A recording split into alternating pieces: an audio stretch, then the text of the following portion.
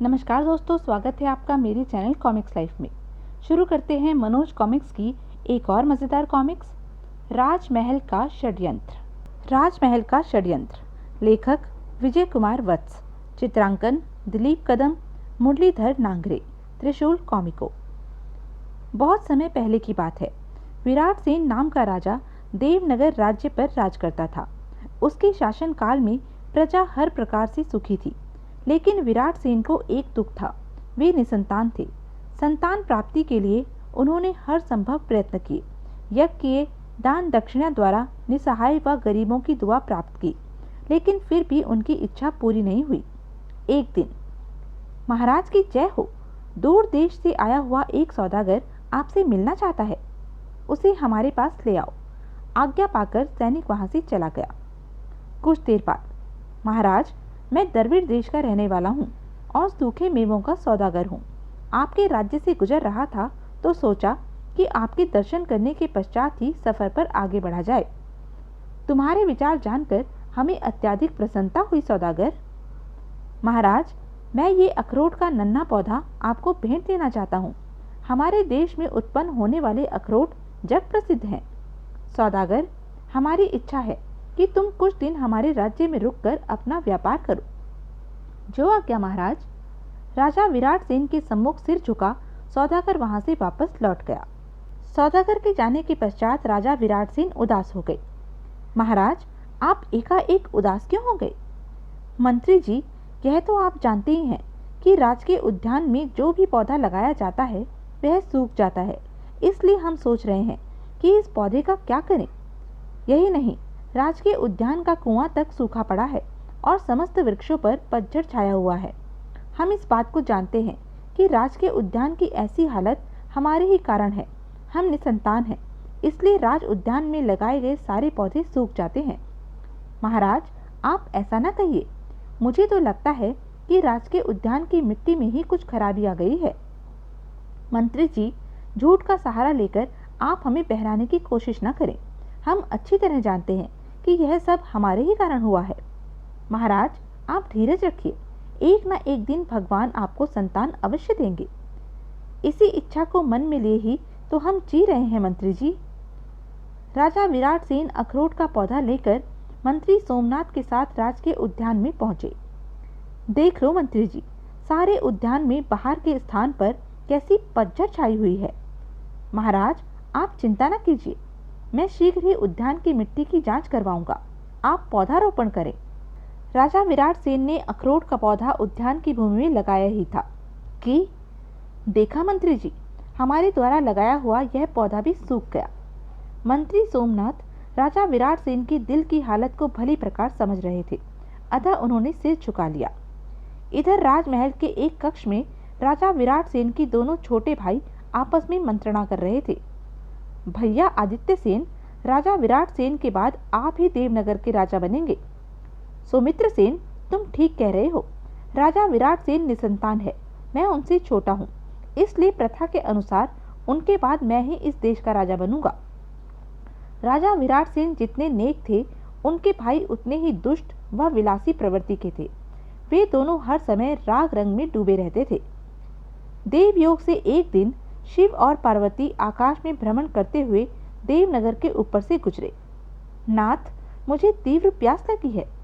पार्वती, इस समय हम देवनगर राज्य के ऊपर से जा रहे हैं, चलो नीचे उतरकर राज उद्यान में पानी पिएं।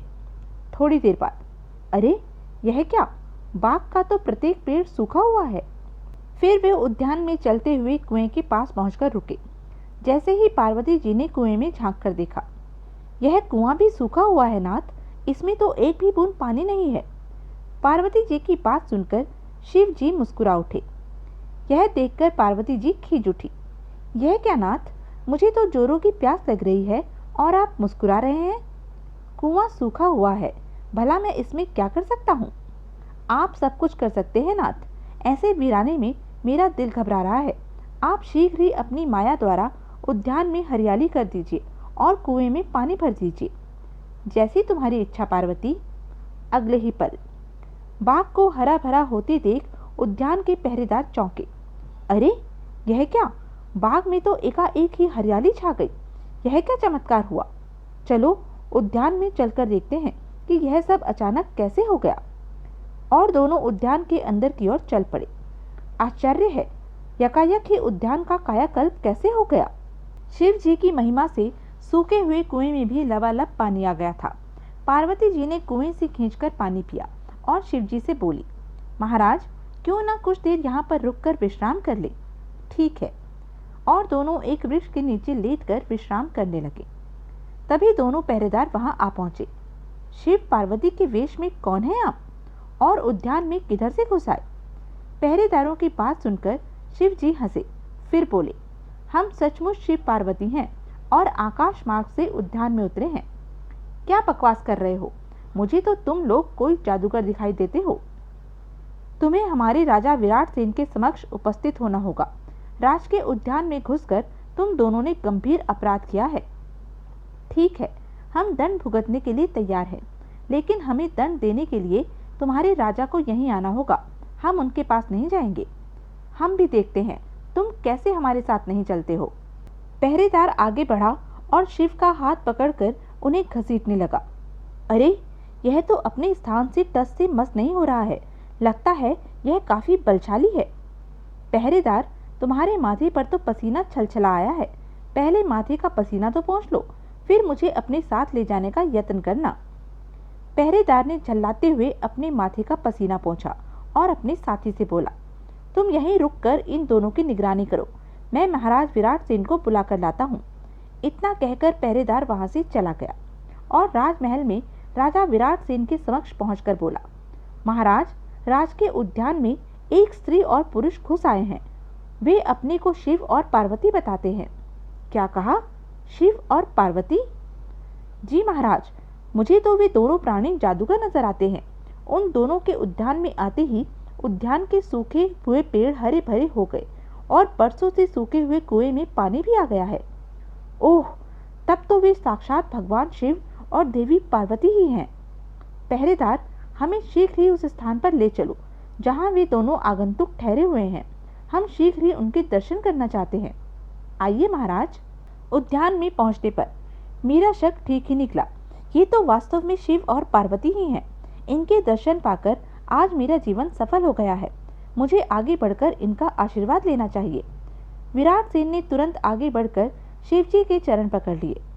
भगवान, मैं अपने पहरेदारों की ओर से क्षमा मांगता हूँ। पहरेदारों ने आपको पहचानने में जो भूल की है उसके लिए इन्हें क्षमा कर दीजिए।